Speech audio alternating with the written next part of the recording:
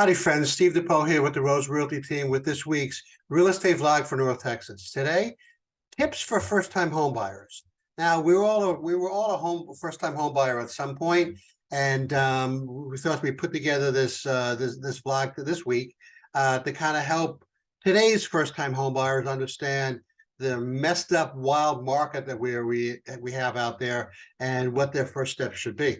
So number one, talk to a lender to understand what your loan limits are. That's really important because there's nothing worse than going out with a realtor or, on your own and looking at houses that are just out of your price range, okay? Everybody gets kind of sparkles in their eyes when they see that, 4,500 or 5,000 square foot house with a pool and a pergola in the back and a fire pit and built-in kitchen.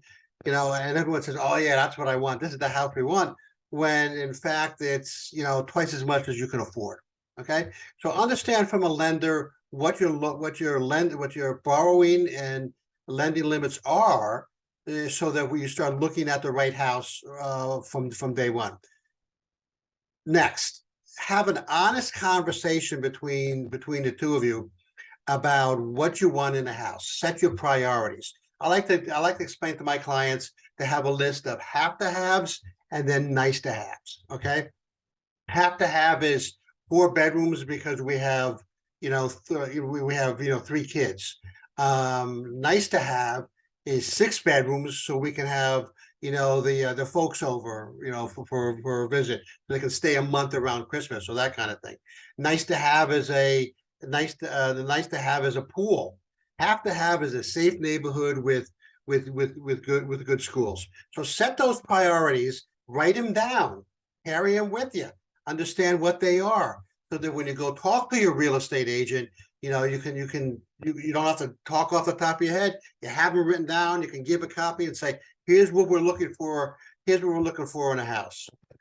Check your credit report for errors. Okay, I can't tell you how many times I've had a client who said, okay, so we're applying for a mortgage, and we found out that there was a charge card on there that wasn't ours. We never had a charge card for Saks or something, or Tiffany's, or something like that.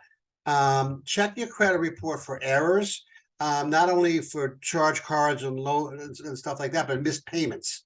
Okay, and we're working with potentially your lender or the debtor themselves. You can have those removed from your credit report, and it'll up your score, and it'll give you a better chance to get a better rate.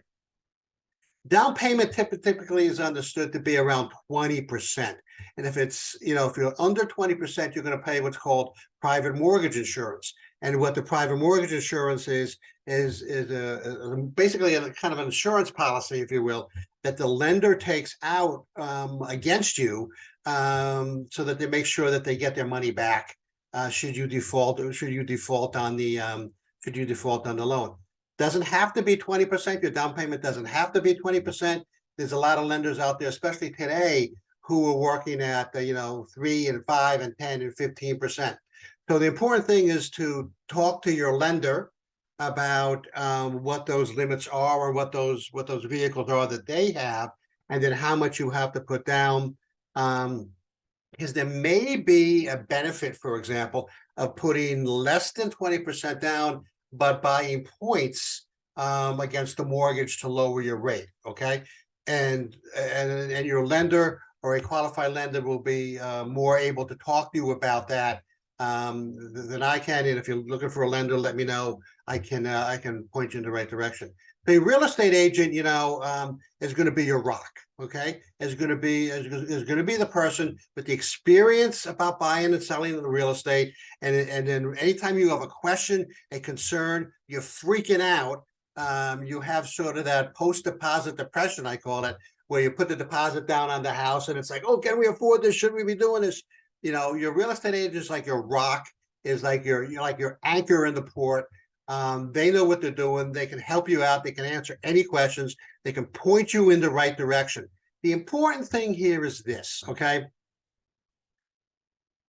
Use a real estate agent. End of story. Whether it's somebody from the Rose Realty team, we'd love to help you out, or somebody else. If you choose, if you have a neighbor who's a real estate agent, or your second cousin twice removed is your real estate agent, make sure you use a Texas licensed real estate agent. That's the important thing, okay? Because you don't want to go through this. You don't want to go through this journey on your own. You want somebody who's been there before, who's done it, who can help you out and answer all your questions.